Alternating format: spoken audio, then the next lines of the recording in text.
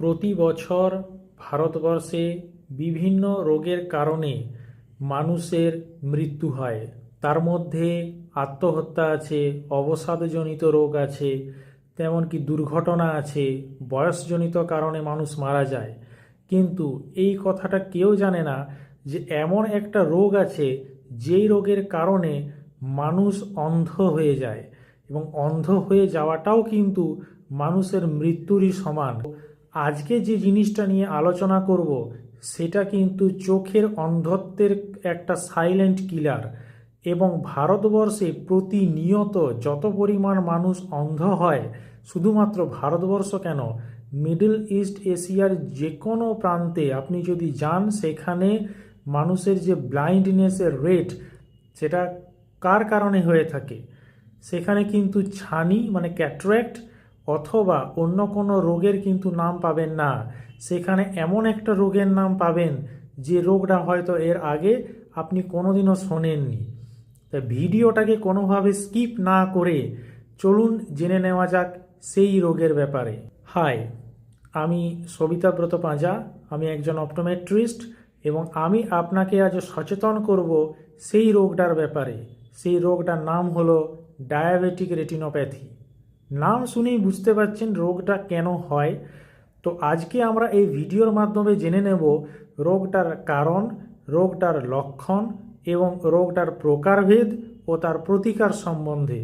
তার কারণ কি না, তার কারণ হচ্ছে ডায়াবেটিস। আজকাল কিন্তু ঘরে ঘরে ডায়াবেটিস। আমাদের অনিয়ন্ত্রিত খাদ্যাভ্যাস, আমাদের প্রতিনিয়ত যে কাজের ধরনের পরিবর্তন, যুগের সাথে তাল মিলিয়ে নিজেদের জীবনযাত্রার পরিবর্তন, এমনকি আউটডোর অ্যাক্টিভিটি কমে যাওয়ার যে প্রবণতা, তার কারণে কিন্তু এখন রক্তে শর্করার মাত্রা কিন্তু প্রত্যেকের বেশি। ছেলেদের থেকে শুরু করে প্রবীণ, এমনকি প্রৌঢ় যারা আছেন তারা পর্যন্ত কিন্তু ডায়াবেটিসের শিকার। আমি রিসেন্টলি কতকগুলো ক্যাম্প করলাম বিভিন্ন ব্লকে, বিভিন্ন রুরাল এবং আরবান এরিয়াতে। তো সেখানে প্রত্যেকটা মানুষেরই যখন আমি পিপিবিএস এবং HbA1c রিপোর্ট চেক করি, তখনই সেক্ষেত্রে কিন্তু রিপোর্টটা সবসময় ম্যাক্সিমাম ক্ষেত্রেই কিন্তু আমি হাই দেখতে পাই।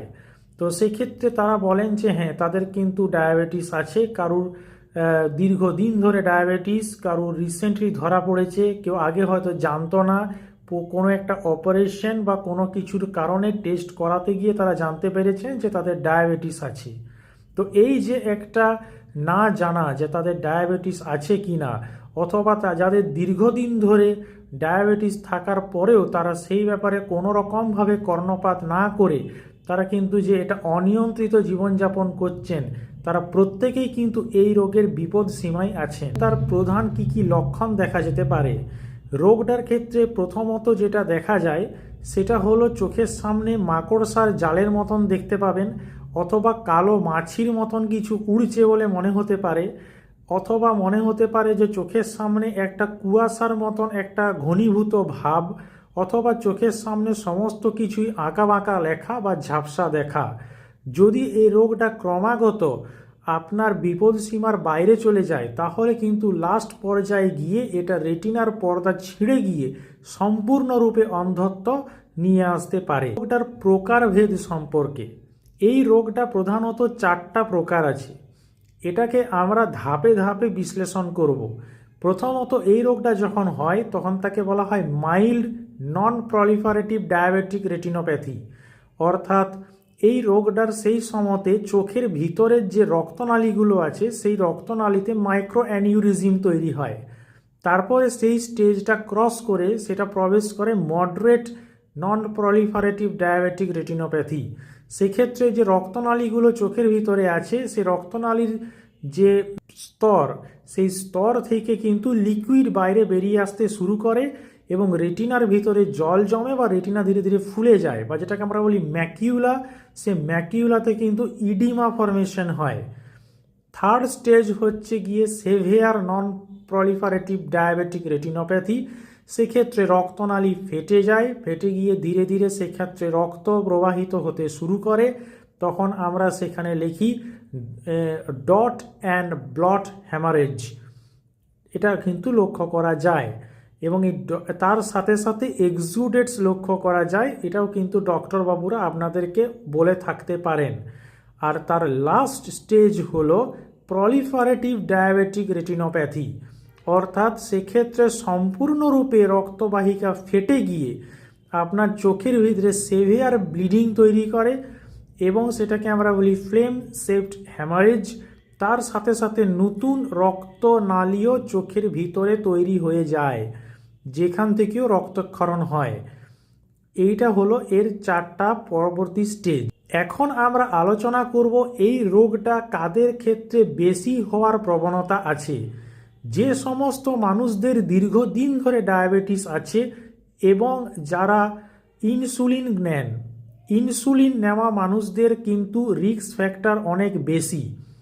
যারা ম্যাটফরমিন খাচ্ছেন ডেলি 1টা করে অথবা ডেলি 2টো করে, এবং যদি তাদের সেই ওষুধ নেওয়ার পরেও যদি সুগার কন্ট্রোল না হয়, অর্থাৎ অনিয়ন্ত্রিত ডায়াবেটিস, তারাও কিন্তু রিস্ক ফ্যাক্টরের মধ্যে থাকেন।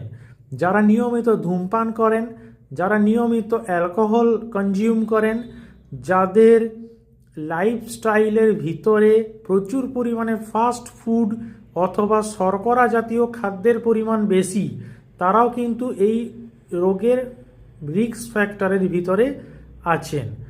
এবং আরেকটা এই প্রসঙ্গে বলে রাখি, যাদের হাইপারটেনশন আছে তারাও কিন্তু এটার প্রসঙ্গে আসতে পারেন। তবে হাইপারটেনসিভ রেটিনোপ্যাথি নিয়ে আরও একদিন আলোচনা করব। তো এর প্রতিকারটা অ্যাকচুয়ালি কি? যাদের যাদের ডায়াবেটিক রেটিনোপ্যাথি, মানে সেটা নন প্রলিফারেটিভ স্টেজে থাকুক বা প্রলিফারেটিভ স্টেজে থাকুক, তাদের ক্ষেত্রে প্রতিকার বলতে গেলে একটা প্রতিকার হলো আমরা সেক্ষেত্রে প্রথমত তাকে অবজার্ভ করে বিচার করি যে তার মাইল্ড স্টেজে আছে না মডারেট স্টেজে, না তার মডারেট স্টেজটাও ক্রস করে গেছে। যদি মাইল্ড স্টেজে থাকে সেক্ষেত্রে আমরা নেপাফেনাক বা ব্রোমফেনাক জাতীয় ড্রপ দিই এবং তাকে ডায়াবেটিক কন্ট্রোল করতে বলি, এবং তাকে ওষুধ দিয়ে হোক বা ইনসুলিন নিয়ে হোক তাকে ডায়াবেটিকটা কন্ট্রোলে রাখতে হয়, এবং তাকে প্রচুর পরিমাণে এক্সারসাইজ করা এবং যে সমস্ত খাদ্যদ্রব্য গ্রহণ করলে ডায়াবেটিস বাড়ে সেই সমস্তগুলোকে অ্যাভয়েড করার জন্যে তাকে বলা হয়।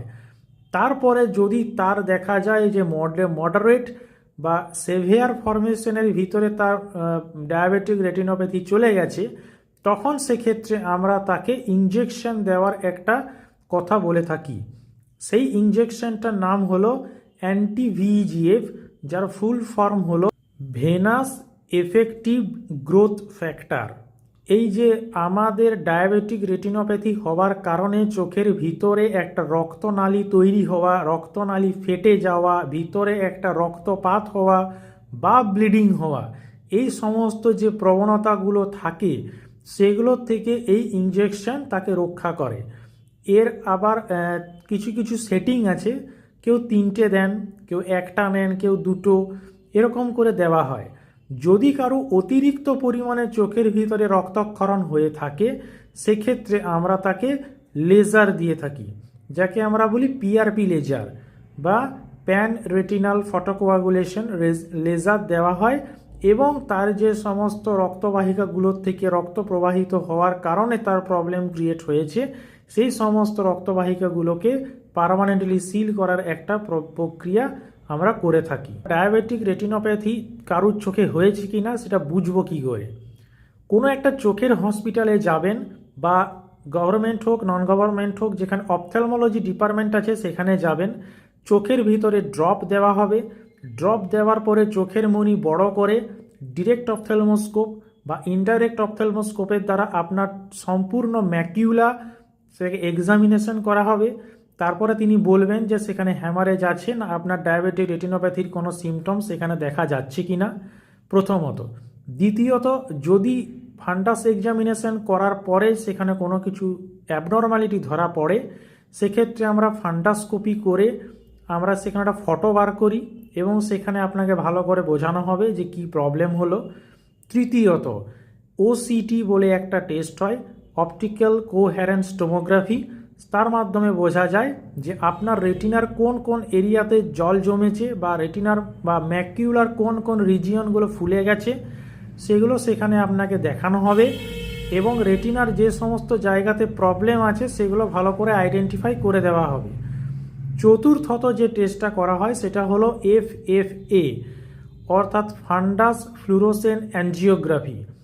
তার মাধ্যমে ভিতরে একটা ডাই বা রঞ্জক পদার্থ দিয়ে যে সমস্ত রক্তবাহিকা নালিকাগুলোর ভিতরে আপনার হ্যামারেজ বা ব্লিডিং তৈরি হয়েছে সেই সমস্ত জায়গাগুলোকে আইডেন্টিফাই করে খুঁজে বার করা হয় এবং তারপরে আপনার ওই PRP লেজার বা সেগুলোকে দেওয়া হয়ে থাকে। তো এই 4টা টেস্ট আছে। ফাইনালি একটা কথাই বলবো, যদি কারো ডায়াবেটিস থেকে থাকে এবং যদি তিনি সেই ডায়াবেটিসকে কন্ট্রোল না করতে পারছেন, তাহলে অবশ্যই ডায়াবেটিস স্পেশালিস্ট ডক্টরের সাথে কনসাল্ট করুন।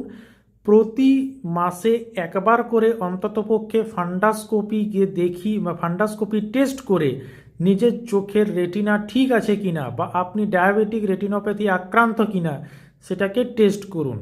যাদের ডায়াবেটিস কন্ট্রোলে আছে তারাও কিন্তু 6 মাস অন্তর অন্তর রেটিনা চেক আপ করান।